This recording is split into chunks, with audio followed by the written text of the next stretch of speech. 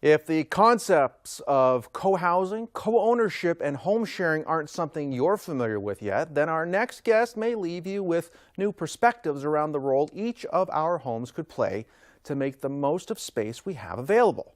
From HomeShare Alliance, we welcome Tara McEwen. Nice of you to join us, Tara. Well, thanks. Nice to be here, Mike. I was reading a stat, and I got it right here, so I'll make sure that I got it right, which identifies there are 5 million spare bedrooms in Ontario alone, all space that can be capitalized on that.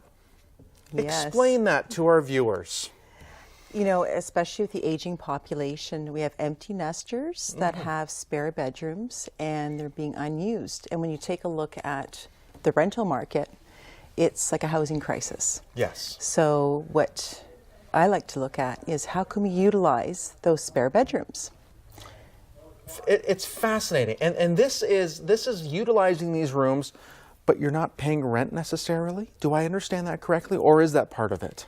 It depends on the situation. Okay. See, looking specifically at home sharing, you might have, let's say, an elderly person living in their home. Okay. They want to stay in their home as long as they can, but they might have spare bedrooms and they might feel a little isolated. All right. They might not have adult children living close by. Okay. And they might need a little extra help, which is called a task exchange, which would be household help. So let's say someone there, you know, later in their golden years, they can have someone move in that can actually do a task exchange of not paying rent, but more or less balancing it where they're actually helping out around the house, but they're also a new sense of family for them. A little bit of family, a little bit of security. Yes. Interesting. How does this work behind the scenes? Because you're also creating a new relationship. What is the process to get this bedroom utilized, yet make sure that there's also a cohesive relationship now? Exactly. When you're in shared space, that is the most critical point. What we do is the first step, we'll take a look at doing a home share assessment. We meet with a homeowner. We find out what are their needs. If they're maybe middle-aged, they just want that extra income and they want a little bit of companionship for a new sense of family. That's one area. Or if it's someone who's elderly and they want that task exchange of having someone younger live with them. So we take a look at that, then we do the search and find. So we gear it towards what exactly their needs are. What are they looking for? What would make that sort of a collaborative living arrangement? Then we'll do the screening, the vetting process, and then also lifestyle compatibility.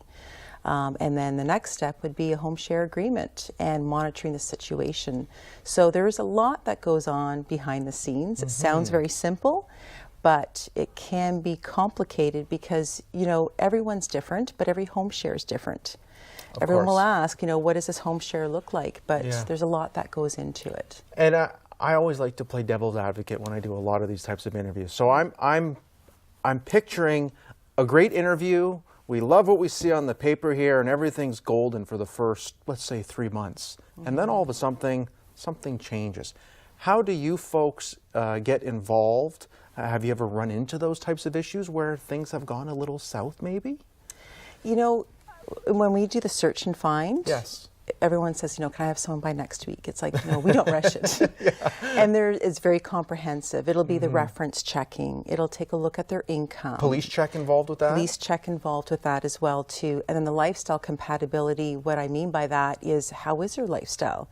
Do people, let's say, does it bother them if there's dishes in the sink? Oh. Or do they, you know, like to have people put their shoes away, hang up their coat as soon as they walk through the door? It's a very comprehensive compatibility check that we do, and we try to match it based on that, not personality, more so on the lifestyle. But as well, too, we also help with mediation, and we also help give them support and tools. What is a house meeting all about? Why should you have it? The importance of it and communication styles. So that support feature after post-placement is just as important as the initial search and find that appropriate person. So this is an ongoing relationship between the three parties, the person in the house, the person sharing the space, and of course you find folks. Exactly, yeah. How much, I find it fascinating, how much has this grown over the last year or so? I would say I'm seeing a trend build. In the beginning, a lot of it was conversations and dialogue and doing a lot of presentations. But at this stage right now, I'm starting to see a trend move up. And I'm also looking at, in the news, we're looking at different articles. It is globally, like we're a part of HomeShare International. Oh, wow. And as a member of that, there's other members from Ireland, from the UK. It's very popular over there. But we're seeing the trend move into the United States and just slowly trickling into Canada. But I'm even seeing I'm getting more and more calls, and we're having more clients. And we have, actually right now we have 3 on the go, trying to do the matching at the HomeShare. And as well, we're doing public events. So it's that educational awareness. It's doing a cultural shift. Yeah. As Canadians, we're very private. I find in general, we're, more or less fostered to be independent, financially independent, emotionally independent. Yeah. And it's changing that thinking, and more adults are rethinking shared living. Isn't that fascinating? If we go to your website, I know these are some of the images that we're going to be seeing here. Share with a 31-year-old working professional, very clean, organized, lovely home. So it's not always about the seniors. No. It can be the younger, well, we just had a couple youth in here earlier. It can be for the younger generations too. Exactly. It's a win-win situation. Yeah. And the way I look at it, it's for everyone. Yeah. It's lifestyle. And mainly the people, when they come to us, to ask us to help them find that right housemate, they're looking for the safety, the confidentiality. And, when you're 55, or whether you're 31 or even 75, doing an online ad isn't right for everybody. Some people want to do it yourself. That's fine. We'll help give them tips. But generally, most people want to have that security, and they want to have someone look after that's experienced. Yeah. So, yeah. How aware is your group in regards to if a male is looking for someone that maybe it can't be a female, or it has to be someone of a certain age or religion? And again, you had mentioned it's comprehensive. Is all that taken into account? That is. Now, this is very different than renting a self-contained apartment. This is home sharing, so you're sharing your space. Yes. Some older females don't want to share with a male. And, of course. That's something, it's more their, we want to, increase their safety and security and their well-being. So a homeowner will, mention to us, I want someone that can have, some really good conversations with me. We had a 91-year-old, he's a retired school teacher, and he wanted to stay in his home as long as he could, but he needed a lot extra help. He said, I love having conversations. I like talking about current events and politics. And, he enjoys his independence. And we matched him up with someone who's 25. And that person loved talking about current events. And they loved talking about politics. And they said they have engaging conversations. And, with him, he said, I just have a new adopted granddaughter now.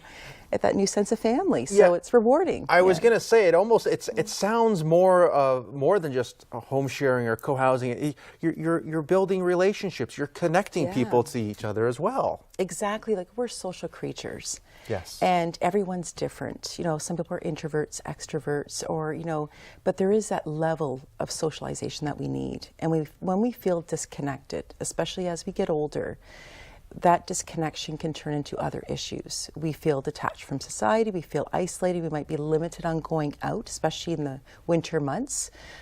People might start, they need to stay home because if they, slip and fall or the weather. With this, that gives that social component where when you're out during the day and you come home at night, are all the lights off and no one's home. Yeah. We have that sense of someone's waiting. So that in whatever that interaction is, it's different levels for everybody. Some they want that daily interaction, or even a few times a week. Just have a meal together. Yeah. So every home share is completely unique. The grassroots organization. I'd love for you to expand on that a little bit more for us, please. I've developed, try to pull together a few people, and it's actually growing now. It's called the Shared Living Collective. What that is we meet in coffee shops, various coffee shops in Hamilton and Burlington, and it's getting that dialogue going. Whether it's co-housing, co-ownership, a service provider, or it could even be someone who wants to be a housemate or a homeowner who's just curious. And what that is and it's been, really wonderful. We've been started in September. And what we do with that is that we just talk about shared living. What are the different options available in Hamilton? There are actually some co-housing developments that there are some groups talking about it. And actually this weekend, we have the Shared Living Collective meeting at Brown Dog Cafe on Lock Street, and Jocelyn Weatherby, she'll be attending, and she has some initiatives of concepts of co-housing units happening in Hamilton. So it's just basically, it's, you know, putting that pulse point, what's going on in Hamilton with shared living, whether it's home sharing, co-ownership, co-housing. We have to start thinking differently, you know, especially when we take a look at some of the rising costs of the rental market and the low vacancy rate. People are starting to, you know, understand and, you know, want to explore different options available. There's the event Saturday, December the 8th from 10 till 2. As you mentioned, Brown Dog Cafe on Lock Street. Again, while you're talking, I am listening, but I'm also, I got a million and one questions, and our time is wrapping up because I find this fascinating.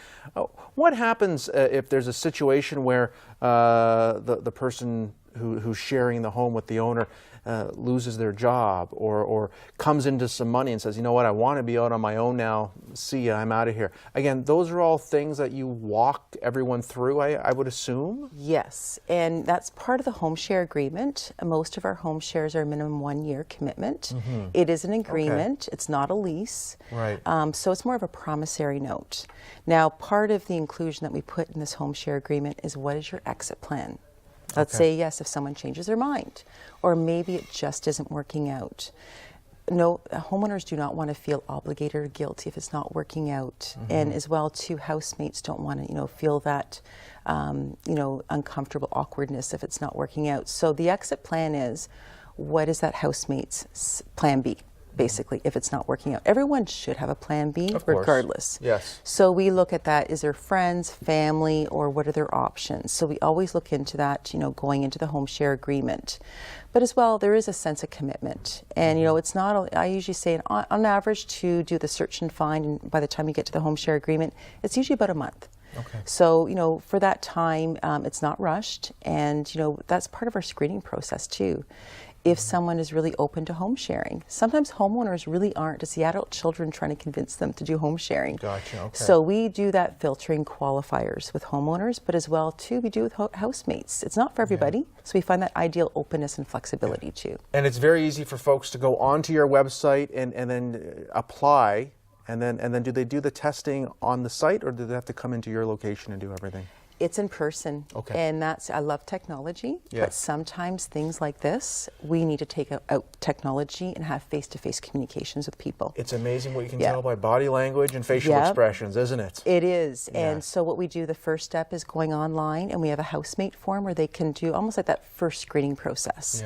The secondary is an in-person or telephone interview, then it'll be an in-person interview, and that's really critical. So there's a lot of touch points with both the housemate and the homeowner throughout the whole process. It's very important. So we really get to know people. Yeah, fascinating. Tara, thank you so much for coming in. Truly appreciate yeah. this information and educating our audience on this. Great stuff. Okay, thanks, Mike. Continued success.